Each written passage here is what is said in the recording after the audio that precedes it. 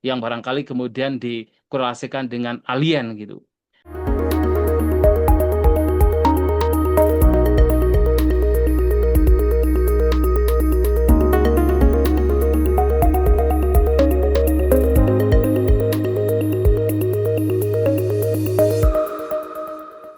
Kita telah mendapatkan penjelasan mengenai multiverse dilihat dari sudut pandang ilmu pengetahuan, terutama dari sudut pandang ilmu fisika maupun teori kuantum, dilihat dari sisi makro dan juga mikro, terutama dalam teori kuantum.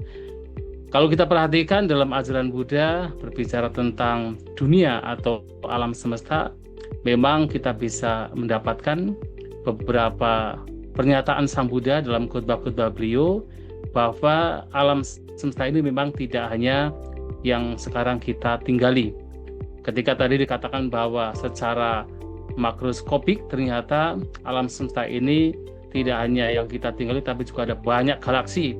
Bahkan disebutkan melalui yaitu penghitungan dari makroskop yang sudah digunakan bisa ada ratusan miliar galaksi.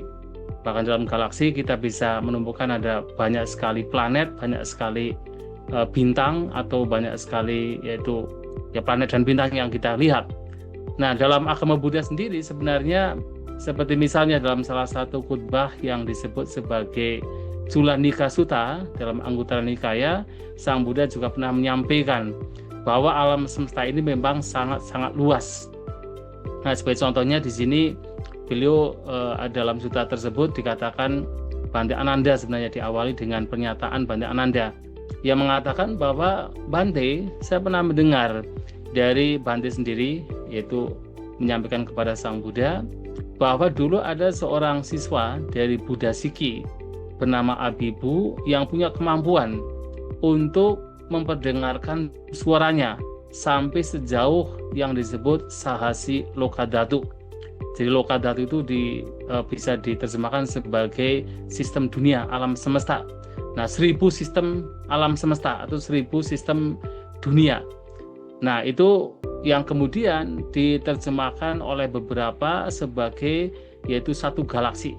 Jadi dalam satu Lokadhatu itu, yang dalam kitab komentar Lokadhatu itu adalah Cakrawala, atau dalam bahasa Pali disebut Cakrawala, yang kita terjemahkan sebagai Cakrawala, itu dikatakan sebagai wilayah yang mana itu sejauh sinar matahari atau sinar bulan itu sampai. Artinya sampai habis itu kemudian disebut sebagai satu cakrawala. Yang kemudian sebagai salah satu contoh penerjemahan dari Bante Sujata bahwa ketika dikatakan Sahasi Lokadhatu itu seperti satu galaksi. Ya kita bisa mengumpamakan misalnya itu dalam satu Lokadhatu adalah satu tata surya.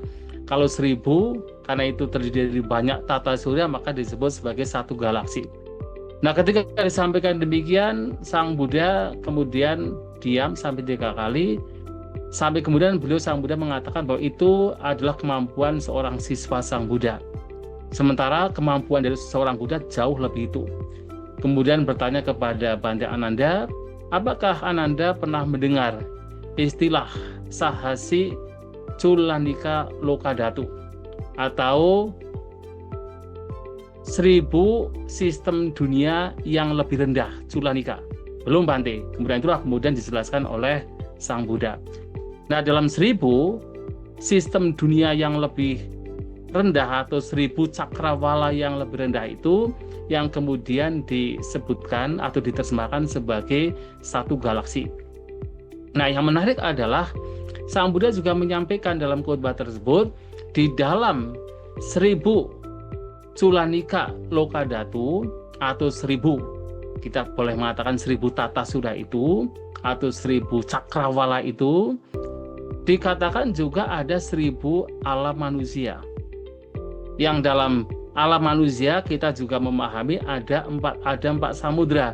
Maka dikatakan ada pula 4000 samudra di dalam Sahasi Lokadhatu ini.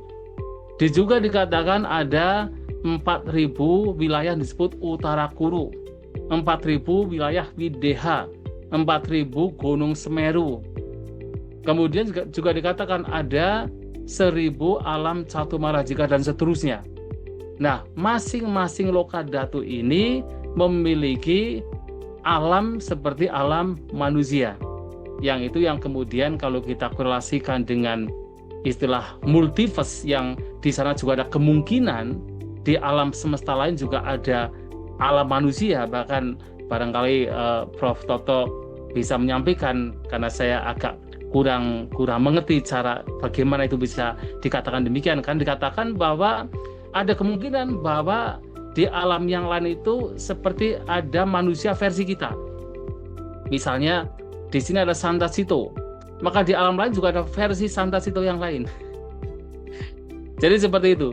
Tetapi kemudian memang tidak disebutkan di dalam literatur Buddhis, hanya saja di literatur Buddhis juga disebutkan bahwa di Sahasi Culanika Lokadhatu juga ada 1.000 alam manusia. Jadi seakan-akan seperti ada kemiripan, ada 1.000 alam manusia, ada 1.000 alam Catumarajika dan seterusnya. Nah, kemudian juga Sang Buddha mengatakan ada wilayah yang disebut atau katakan ya alam semesta yang disebut sebagai Dwisahasi Majjhimika Lokadhatu, yaitu kalau dihitung dalam kitab komentar juga disampaikan bahwa ini mengacu kepada 1 juta. Kalau tadi kan 1.000, ini mengacu pada 1 juta. Kita bisa mengatakan 1 juta Lokadhatu, 1 juta cakrawala, atau ya boleh dikatakan seperti 1 juta tata surya. Yang itu kemudian translate atau diterjemahkan sebagai 1.000 galaksi. Ada 1.000 galaksi. Nah, kemudian Sang Buddha juga mengatakan ada istilah Tisahasi Mahasi Lokadhatu. Nah, di sini mengacu kepada 1 miliar tata surya. Atau kalau Sahasi 1.000 itu adalah 1 galaksi, berarti kalau 1 miliar adalah 1.000 galaksi. Nah, di sana Sang Buddha menyampaikan bahwa kalau saya mau, saya bisa memperdengarkan suara saya bahkan lebih dari itu. Artinya tidak hanya terpaku kepada misalnya 1.000, misalnya ada 1.000 galaksi, kalau terjemahannya adalah 1.000 adalah 1 galaksi, tidak hanya 1.000 galaksi saja, tetapi bisa lebih dari itu. Nah, ini menunjukkan bahwa dalam ajaran Buddha kemungkinan bahwa ada alam semesta lain, bukan hanya alam semesta yang kita tinggali di sini, juga disampaikan oleh Sang Buddha. Ini salah satu sutta yang telah disampaikan. Misalnya sutta lain. Nah, dalam sutta lain misalnya ada sutta yang disebut Sangkarupapati Sutta, terdapat dalam Majjhima Nikaya. Nah, di sana Sang Buddha juga menyampaikan kepada para siswa beliau, kepada para biku.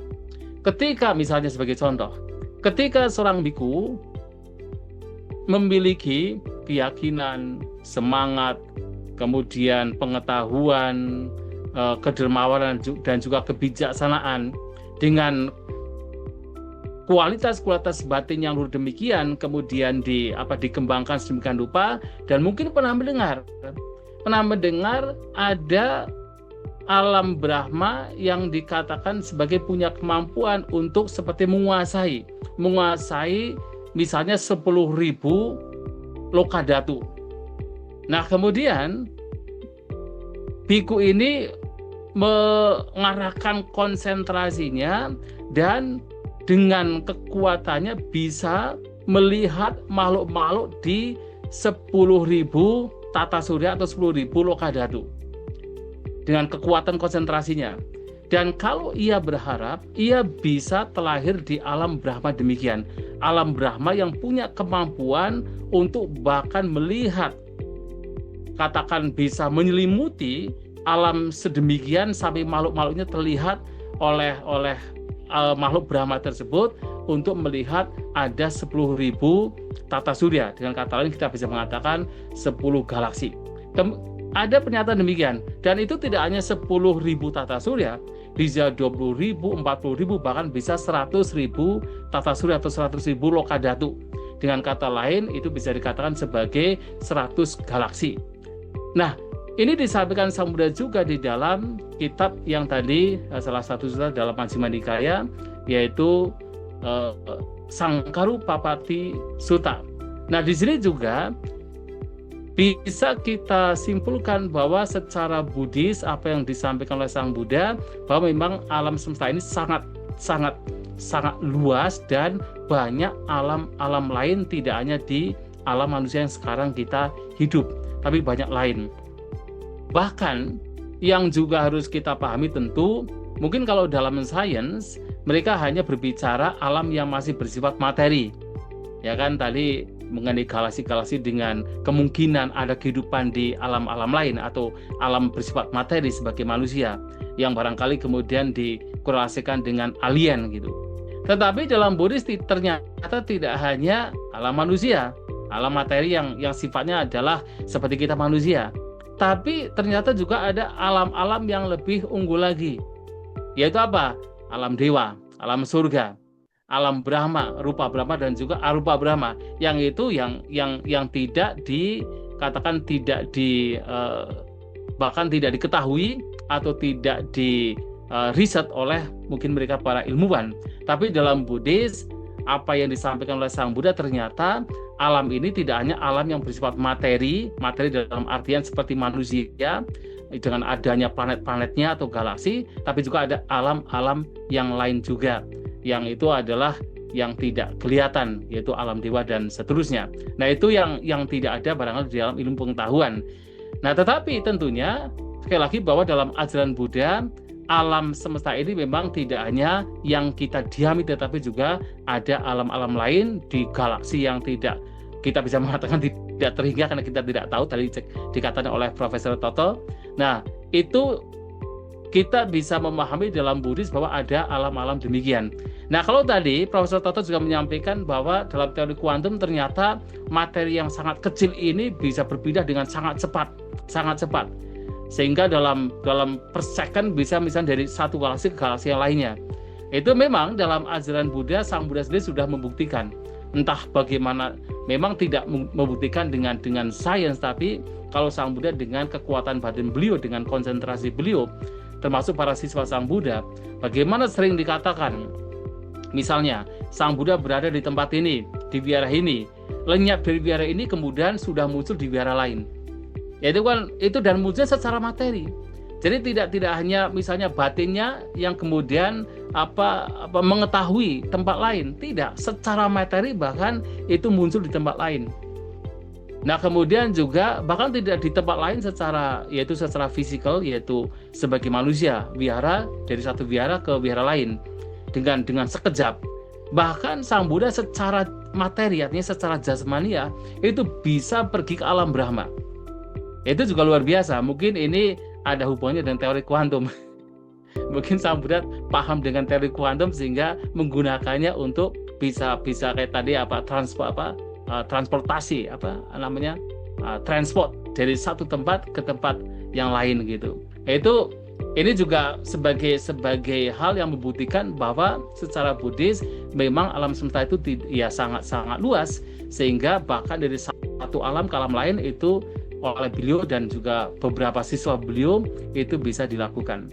Hanya saja kemudian yang barangkali nanti membedakan adalah, walaupun tadi juga telah dikatakan oleh Prof bahwa sains juga digunakan atau diteliti, itu semuanya adalah untuk kebermanfaatan manusia. Akan tetapi satu hal yang pasti membedakan dengan Buddhis.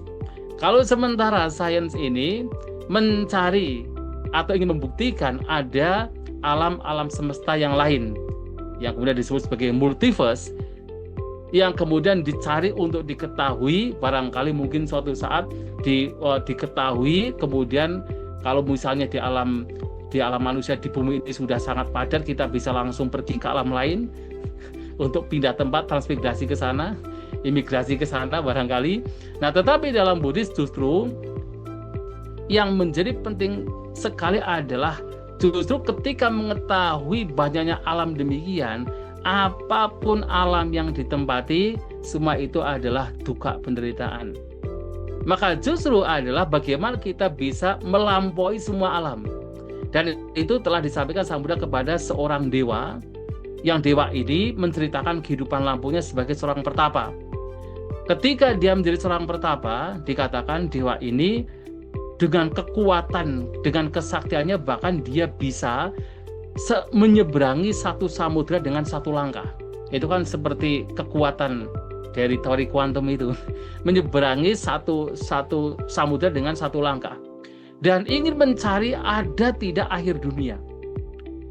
Ternyata dilakukan selama 100 tahun dan hanya berhenti ketika makan, minum, buang air besar, buang air kecil, dan istirahat. Dilakukan selama 100 tahun, tidak ditemukan ada akhir dunia. Jadi dengan kesaktiannya seperti Dragon Ball itu barangkali ya, dia tuh melewati alam semesta tapi tidak ditemukan akhir dunia.